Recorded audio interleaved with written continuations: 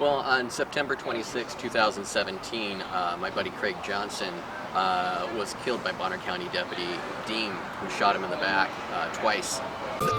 Let me testify about the rock man. He rock it till he dies, he's the rock man. Nobody can rock it like the man can. Rock man, oh man, take it, the rock man. Around the world, he's the rock man, yeah. And nobody can rock it like the man can. Talk about the, well, he's the rock man. All right, thanks for joining us again.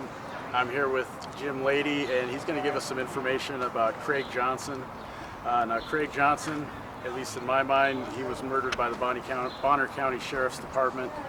The year 2017, correct? 2017. Okay, 2017. So I'm just going to be quiet because Jim knows a lot more about it than myself, so I'm going to let him speak.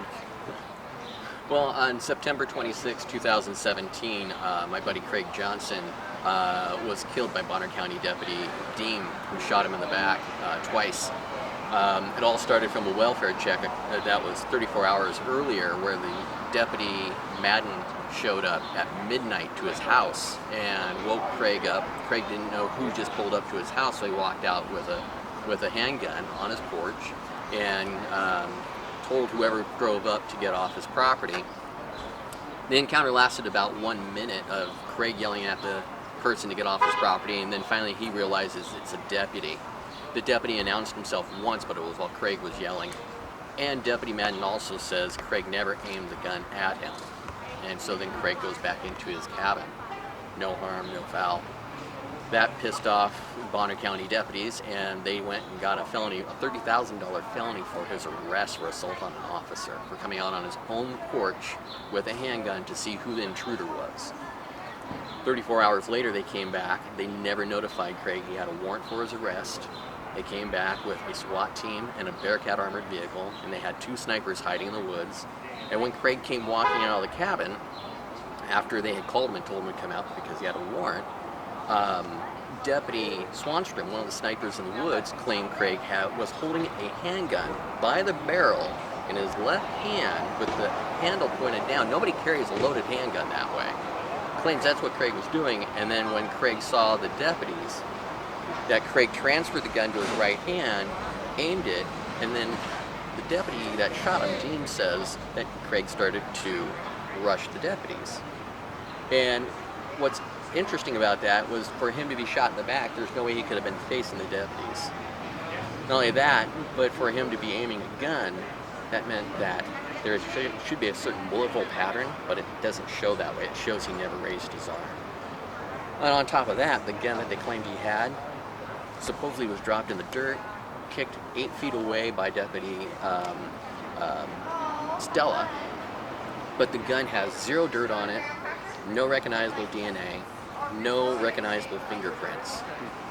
So when you start looking at the whole thing, it's like somebody's lying here.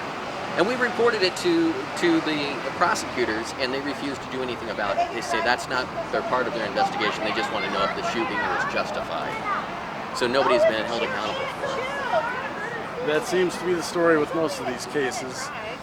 It's my understanding, too, they're supposed to take body cams with them, the SWAT team is, and none Correct. of them even took them with them. Nope. There's only one other person that had his body cam with him, but he was stationed out basically at the end of the driveway. Yeah, that's an interesting one too. So 9 deputies show up there without body cams, and their policy is that they're supposed to have body cams, and none of them have body cams this time.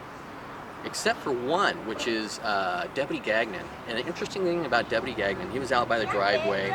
He claimed that he wasn't really a part of it, didn't know much, and it turned out he lied about it because the state investigators, ISP, had to come back for a second interview because they found out, oh yeah, Gagnon actually went and interviewed Craig's boss, had a picture of his driver's license, had talked to Craig's wife. He actually knew the case quite well, so he lied originally when he said he didn't know much about it.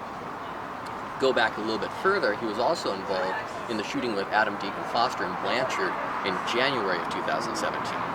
And Gagnon screwed that up. He ended up getting himself and Deputy Penn shot, and then Foster got shot because he rushed serving a warrant on a person that he knew was dangerous. And so he screwed that up. And so now I'm working on getting records for that. and I'm being asked to pay, I think, over $3,000 for these records. That's because they right. figured out that if they overcharge me for records, I can't pay for them. So that's one way to keep me from getting records of what really happened. So maybe we need to get some sort of crowdfunding or something going so we can get this exposed. I mean, guys like Jim, this is really the only way this gets exposed. Our media is not here really digging deep like Jim does. So I want to thank you for what you do. You've shared a lot of information with me, exposed a lot of what the regional law enforcement is up to, really. So I appreciate that. Thank you. Blue line cover up. Right?